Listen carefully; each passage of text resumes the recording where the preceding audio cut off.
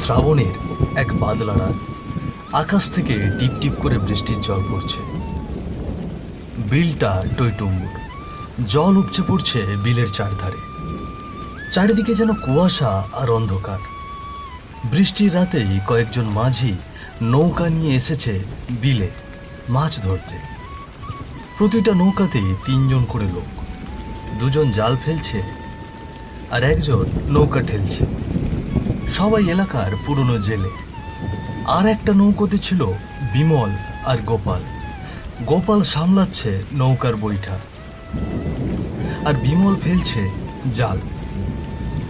এই বিমল, জালটা এইখানে ফেল না, দেখবি বড় মাছ উঠবে। গোপালের কথা শুনে বিমল সেখানেই ছুঁড়ে ফেলে। কিন্তু জালটা যখন টেনে তুলবে তখন তার জালটা আর উঠতে চায় না। কিরে গোপাল, এই জালটা তো টানা যাচ্ছে না, কি এমন আটকে গেল রে? টান দে ভালো করে, হয়তো বড় মাছ পড়েছে। বড় মাছ তো ঠিক আছে, কিন্তু এরকম ভারী লাগছে কেন বলতো? মনে হচ্ছে জলের নিচ থেকে যেন কেউ ধরে টানছে। হঠাৎ করে জালটা ওর হাত ফসকে জলে পড়ে যায়।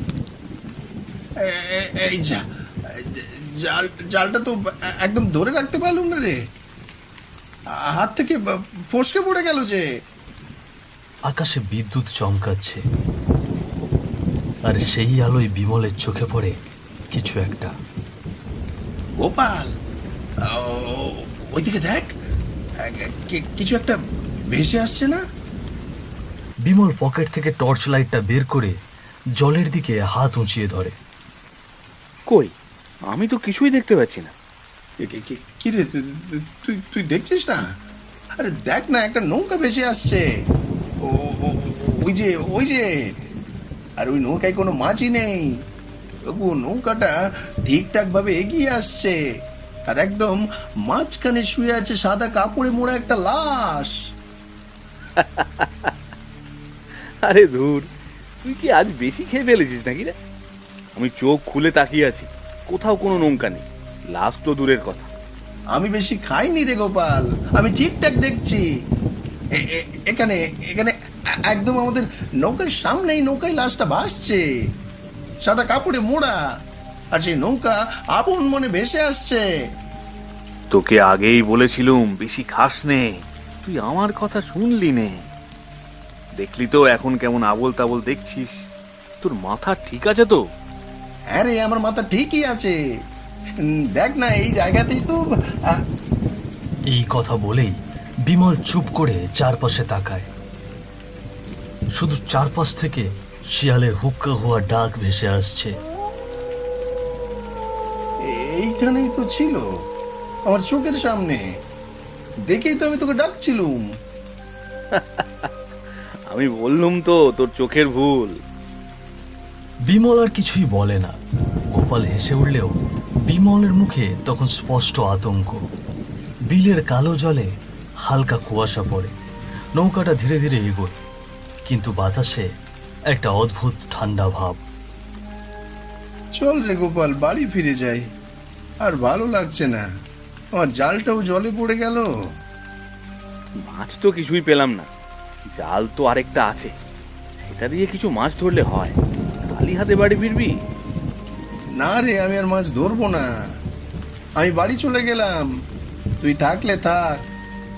না না, আমি একা থেকে আর কি করব, মাছও তো তেমন উঠছে না। চল, আমিও বাড়ি ফিরে যাই। আকাশে তখনও ঝিরঝির করে বৃষ্টি পড়ছে। শীতল বাতাসে বিলের জলের হালকা ঢেউ।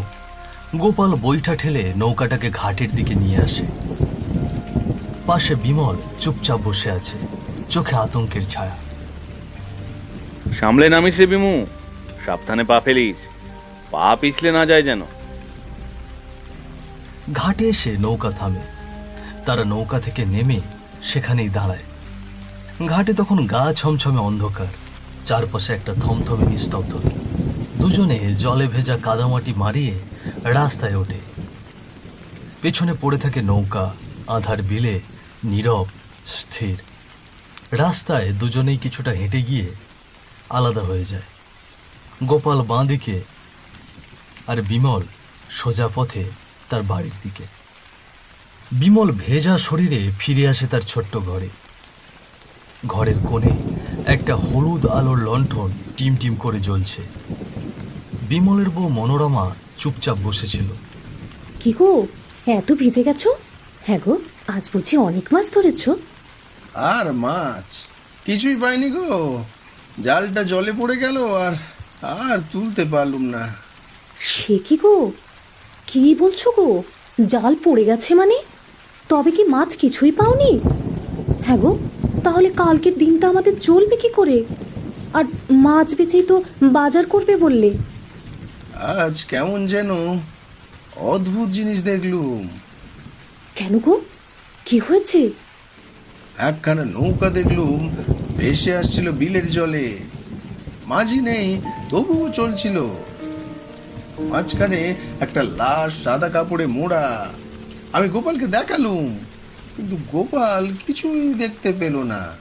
আমি একাই দেখেছি। ও মা, কি কি বলছো এসব গো? হ্যাঁ, কি বলছো এসব? এই রাত্রিরে এসব কথা বলো না তো, গা কেমন ছমছম করে। বিমলা আর কিছুই বলে না। বাইরে বৃষ্টির শব্দটা থেমে এসেছে। শুধু মাঝে মাঝে দূর থেকে শেয়ালের ডাক ভেসে আসে হুক্কা হুয়া করে। ঘরের ভেতর যেন ঠান্ডা হাওয়া ঢুকে পড়ে। লণ্ঠনের আলোটা একটু কেঁপে ওঠে। বিমল আর তার স্ত্রী মনোরমা একসঙ্গে চৌকিতে শুয়ে পড়ে। বাইরে ঝিরঝিরে বৃষ্টি আর ঝিঁঝি পোকার ডাক, আর দূরে দূরে শিয়ালের ডাক ভেসে আসছে। রাত গভীর হতে থাকে। বিমল তখন গভীর ঘুমে। তার ঘুমের মধ্যে অদ্ভুত এক স্বপ্ন আসে। সে দেখে একজন চাদরে মুখ ঢাকা লোক তার সামনে এসে দাঁড়িয়েছে। সেই লোক তাকে দেখিয়ে দিচ্ছে, সে দেখছে তার চোখের সামনে একখানা নৌকা ভেসে আসছে, আর সেই নৌকার উপর ঝিকঝিক করছে অগন্তি সোনা, মোহর আর রূপোর গহনা। নৌকার ঘাটে নৌকোতে তোর জন্য রাখা কত সোনা টাকা পয়সা তুই নিবি না? ওঠ, সবগুলোই তোর। এই নৌকা থেকে তুই এসে এগুলো নিয়ে যা। শোয়া অবস্থা থেকে বিমল উঠে দাঁড়ায়। সে হেঁটে হেঁটে পৌঁছে যায় বিলের ধারে।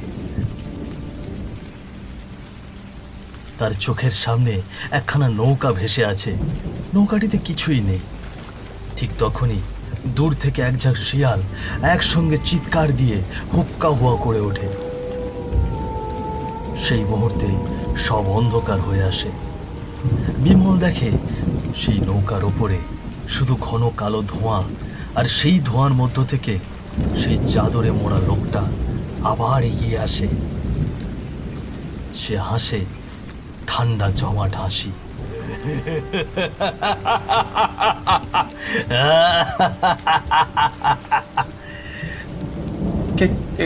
কে আপনি?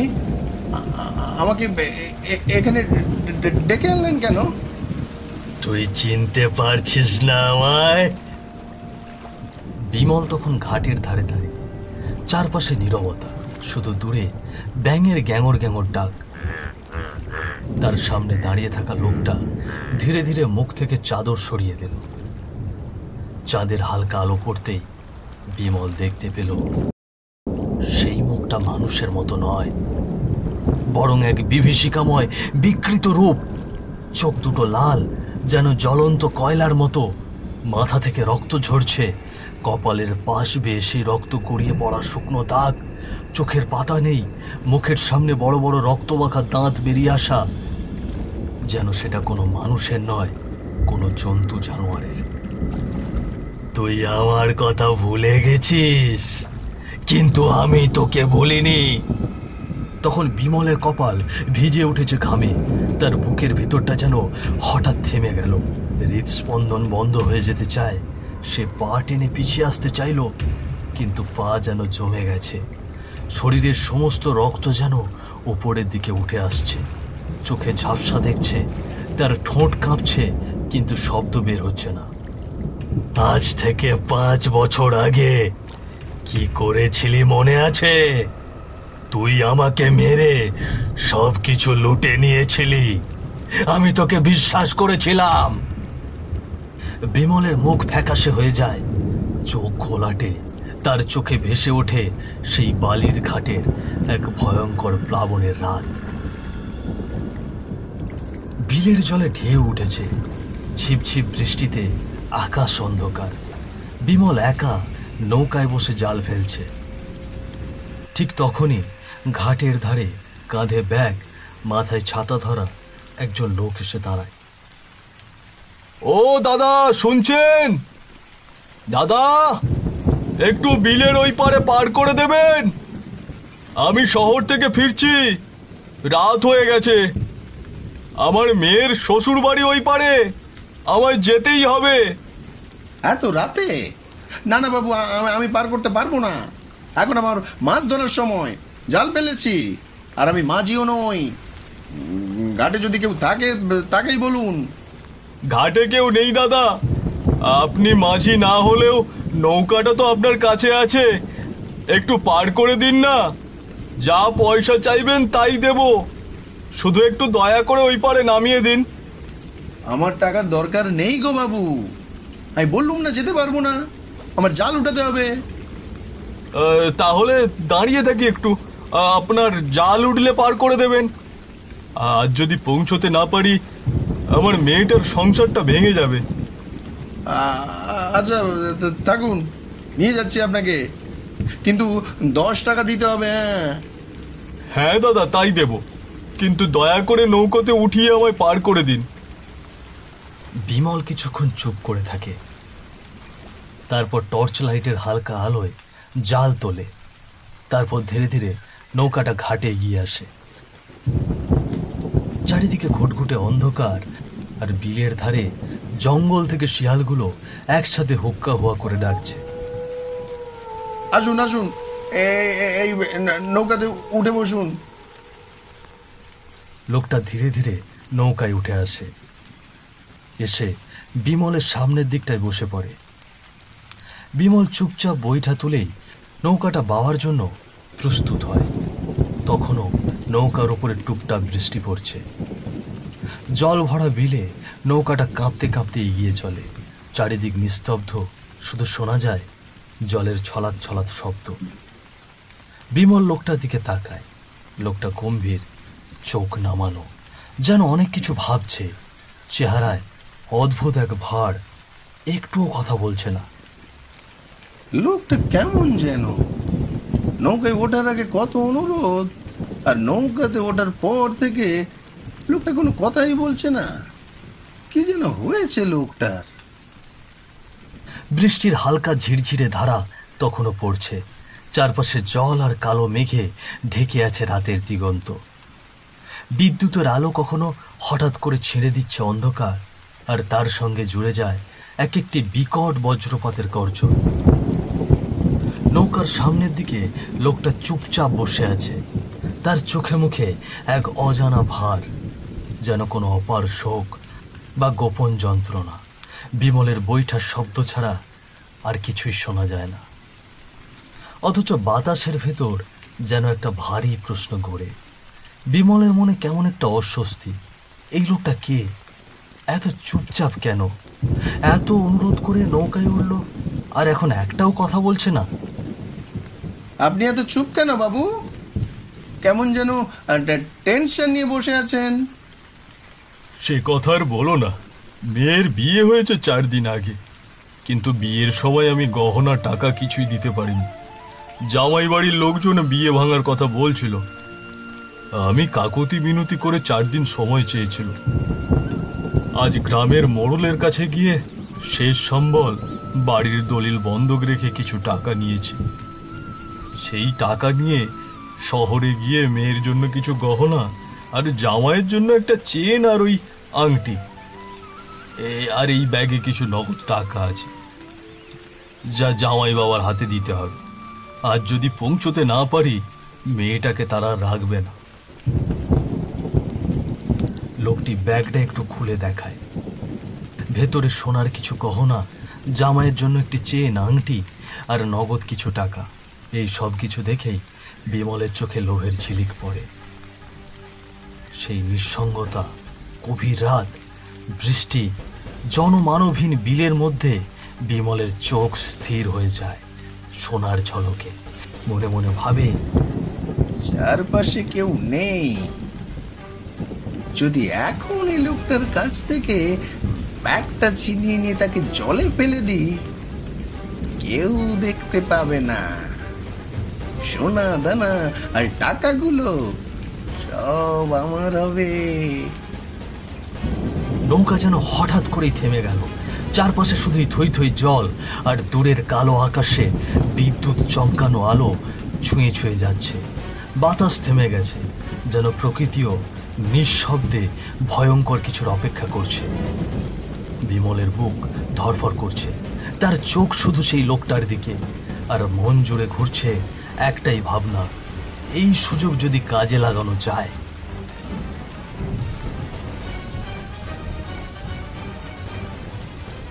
এই যে বুড়ো, এই ব্যাগটা আমাকে দিয়ে দাও। তোমার এই ব্যাগটা মেয়ে বাড়িতে নিয়ে যেতে হবে না, এইগুলো এখন আমার দরকার। না না বাবা, এইরকম করো না। এগুলো আমার শেষ সম্বল। মেয়েটার জীবন ধ্বংস হয়ে যাবে। আমার কোনো ছেলেও নেই যে আমার মেয়ের পাশে দাঁড়াবে। ওর পাশে কেউ থাকবে না। দয়া করে বাবা, তুমি এগুলো নিও না। এই চুপ! বেশি কথা বললে বইটার বাড়ি দিয়ে এখানেই শেষ করে ফেলবো। বিমল লোকটার দিকে তীক্ষ্ণ দৃষ্টিতে তাকিয়েছিল অনেকক্ষণ। আচমকায় সে হাত বাড়িয়ে ধরল সেই ব্যাগটা।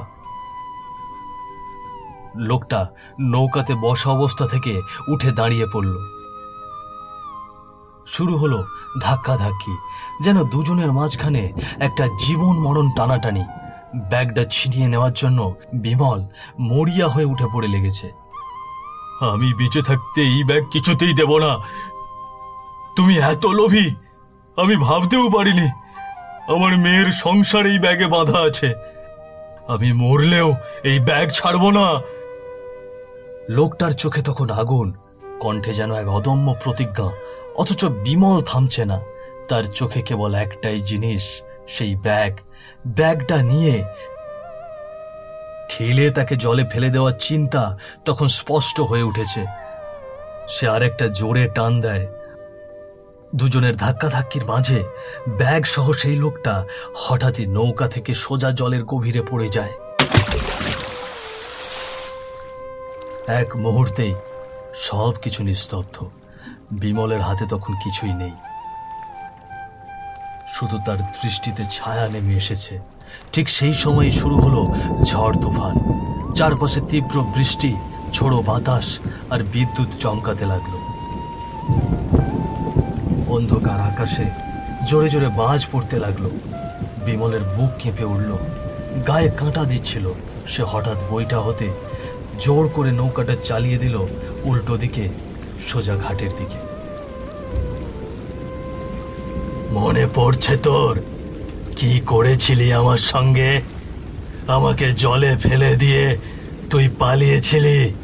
আমি জলে ডুবে মরেছি ঠিকই, কিন্তু আবার ফিরে এসেছি। আবার ফিরে এসেছি। এবার আমি তোকে এই জলের বুকে খেয়ে ফেলবো। তুই আমার মেয়ের সংসারটাও ভেঙেছিস। দাদা, আমাকে মাফ করে দিন দাদা। আমার সব মনে পড়েছে। আমি সেদিন এক ভয়ানক পাপ করেছিলুম। আমি আপনাকে মারতে চাইনি। আমি শুধু গহনার টাকা চাইছিলুম। লোভ আমাকে অন্ধ করেছিল। মাপ? তুই মাপ চাস? তুই জানিস না আমার মেয়ের কি হয়েছে সেই দিনের পর? শ্বশুর বাড়ি থেকে তাকে বের করে দিয়েছে। সে ফিরে এসেছে বাবার বাড়ি, কিন্তু সেই বাড়ি তো মোড়লরা দখল করে নিয়েছে। আমার মেয়েকে ঘরে থাকতে দেয়নি তারা। আমি শেষ সম্বল নিয়ে রওনা হয়েছিলাম। একটাবার চেষ্টা করেছিলাম মেয়ের সংসারটাকে টিকিয়ে রাখতে, কিন্তু তুই সেটা হতে দিলি না। আজ তোর কোনো মুক্তি নেই বিমল। আমি তোকে ছাড়বো না। তোকে এই নদীর বুকে আমি খেয়ে ফেলবো। এই বলেই আত্মাটা হঠাৎই বিমলের সামনে ঝাঁপিয়ে পড়ে। তার দুই হাত যেন রাবারের মতো লম্বা হয়ে বিমলের দিকে ছুটে আসে। এক লহমায় বিমলের গলা চেপে ধরে সে।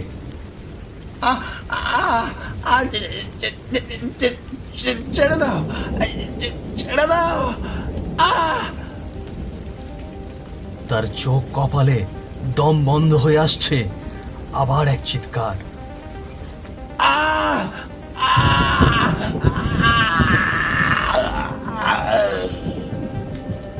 তারপর ঘাড় মটকানোর মর্মর শব্দ। তারপরে দুই হাত দিয়ে গলা চেপে ধরে লোকটির আত্মা বিমলকে হাওয়ায় ভাসিয়ে নিয়ে ছুঁড়ে ফেলে দেয় বিলের জলের মধ্যে। জল ছিটকে পড়ে চারিদিকে। তার দেহটি তলিয়ে যায় বিলের জলের তলায়। জলে এক তরঙ্গ ঢেউ তোলে। তখন একটু পরেই জল ধীরে ধীরে আবার স্থির হয়ে আসে। আকাশে বিদ্যুৎ একবার চমকে ওঠে। সেই আলোয় দেখা যায় বিমলের ভেসে ওঠা নিথর দেহ।